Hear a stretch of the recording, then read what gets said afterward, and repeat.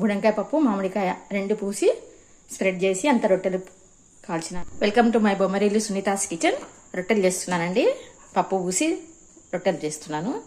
పప్పు ఉంది, దీంతో రెండు పోస్తానండి. ఇవి బియ్యం పిండి రొట్టెలండి. పప్పు పూసి కాలుస్తాను రొట్టెలకి. కొంచెం ఉప్పు, అంత ఉప్పేసి కలుపుకోవాలి. అంతా ఉప్పేసి బాగా కలుపుకోవాలి. కలుపుకొని వేడి నీళ్ళు వేసి జొన్నపిండి రొట్టెలకి ఎట్లా పోసుకుంటామో ఇంకా నీళ్ళు అట్లే పోసుకోవాలండి. బుడంకాయ పప్పు చేసినాను.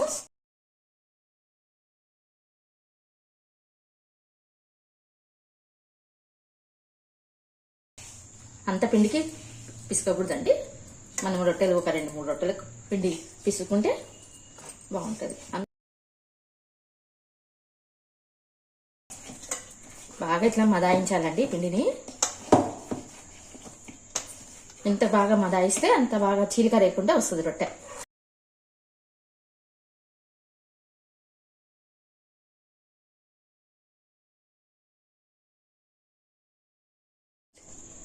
ఒక్కొక్క రొట్టెకి ఇంత పెట్టుకోవాలండి.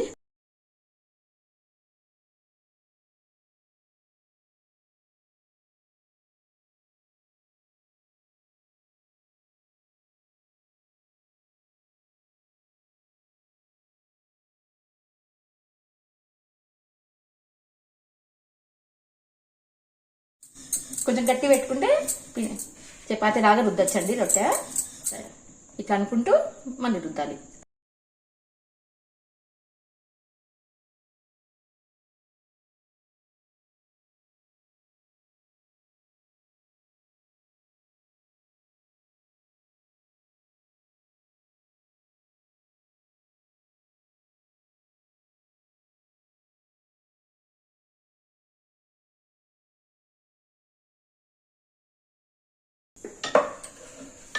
వేస్తానండి.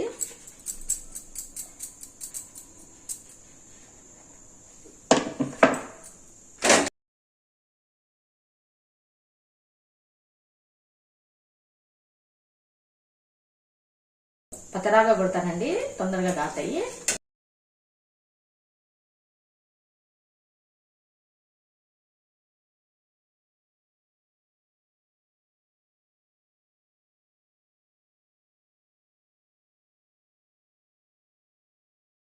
చేసుకోవాలండి. మళ్ళీ పప్పు పూసినప్పుడు కాలుస్తాం కదా, ఇప్పుడు కొంచెం మెత్తగానే తీసుకోవాలి. మెత్తగానే తీసుకోనండి. మళ్ళీ పప్పు పూసి కాలుస్తా కదా, అప్పుడు మళ్ళీ కాలుతుంది. ఇట్లా తీసుకోవాలి. ప్రతిసారి ఇట్లా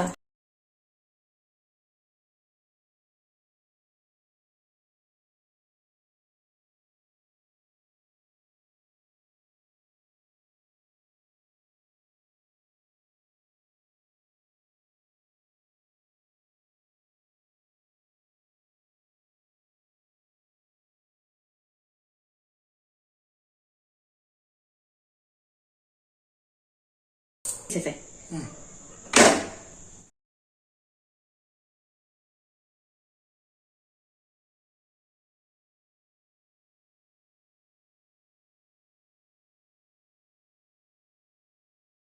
పతలా ఉంటాయి కాబట్టి పొంగవు.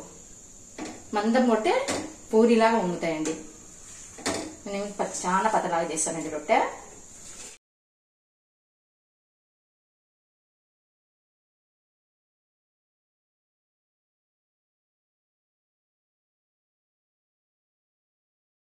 ఈ వేడిది తీసి చల్లరి చేస్తాను. ఇప్పుడు పప్పు పూస్తానండి. రొట్టెకి మధ్యలో పప్పు పెట్టేసుకోవాలి. బుడంకాయ పప్పు అండి ఇది. కొంచెం మామిడికాయ చట్నీ చాలా బాగుంటుందండి. ఎంత బాగుంటుంది అంటే అంత బాగుంటుంది. కొంచెం ఆయిల్ వేసుకోండి. ఆయిల్ వేస్తేనే చాలా బాగుంటుంది. మిక్స్ చేసుకోండి. పప్పు మామిడికాయ చట్నీ అంతా కలిపేసి ఈ రొట్టెకంతా స్ప్రెడ్ చేయండి.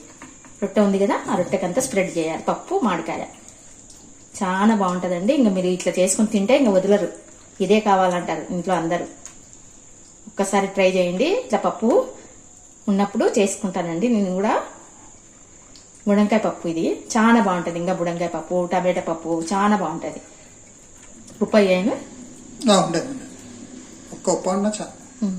తెరపలు లేకుండా స్ప్రెడ్ చేసుకోండి.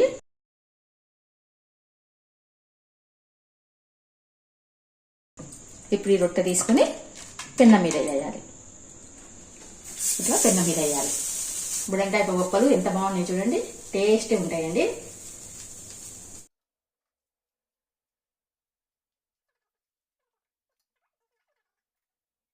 నూనె వేసి కాల్చాలి.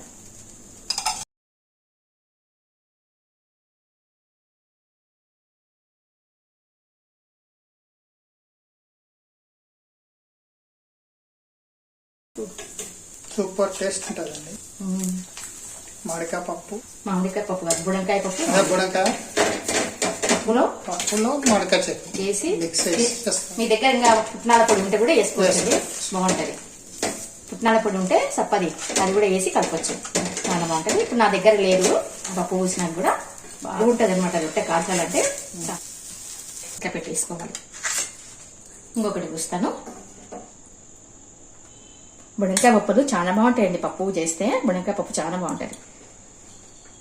కొంచెం మామిడికాయ వేస్తున్నానండి. అంతా స్ప్రెడ్ చేయండి, రొట్టెకంతా స్ప్రెడ్ చేయాలి, తెరపని లేకుండా చేయాలి. మధ్యలో అంతా ఎక్కువ పెట్టకండి.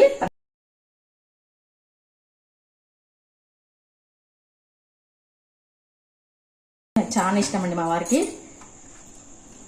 పప్పు మిగిలినప్పుడు ఇట్లనే చేస్తానండి. పప్పు మార్నింగ్ చేసినాను.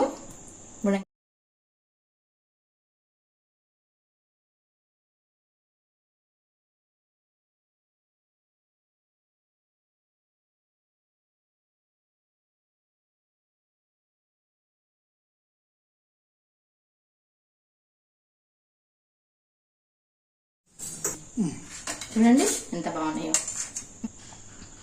చూడండి పప్పు రొట్టెలు, పప్పు పూసి కాల్చిన రొట్టెలు అండి, చాలా బాగుంటాయి. ఇలా చేసుకోండి. పప్పు మిగిలినప్పుడు సేపున చల్లగా కావండి, అంత బాగా వేడిగా ఉంటాయి అనమాట. ఇలా చేసుకోండి. ఇంట్లో కూడా మీరందరూ ఇలా చేసుకొని తినండి. ఈ ఒక్క రొట్టె తింటే ఇంకా మనకి ఉత్త రొట్టె తినబుద్ది కాదండి, అంత బాగుంటాయి అనమాట. మీరు కూడా ట్రై చేయండి. ఇట్లా ఒక్కదానికన్నా పూసుకొని టేస్ట్ చూడండి, విడిచిపెట్టరు, అంత బాగుంటది. మీరు కూడా ట్రై చేయండి. Thank you for watching. Like, share, subscribe. ఉంటానండి, బాయ్. వారు తింటున్నారండి. ఇట్లా ప్రెస్ చేసి కాల్చాలి, టేస్ట్ వస్తుంది అనమాట. రొట్టె మెత్తగా రోస్ట్గా ఉంటుందండి, చాలా బాగుంటుంది. ఏంటంటే నేను కూడా తినేస్తాను. ఒకటి మా వారికి ఇచ్చేస్తే ఒకటి నేను తింటానండి. వేడి రొట్టెలకు చల్లటి పప్పే పూసుకొని తినాలండి, చాలా బాగుంటుంది. అది కూడా ఆయిల్ వేసుకొని తింటే అయ్యమ్మ టేస్ట్ ఉంటుందండి. టేస్ట్ చెప్తానండి. చాలా కాలుతుంటాయండి, తొందరగా చల్లగానే కాదు.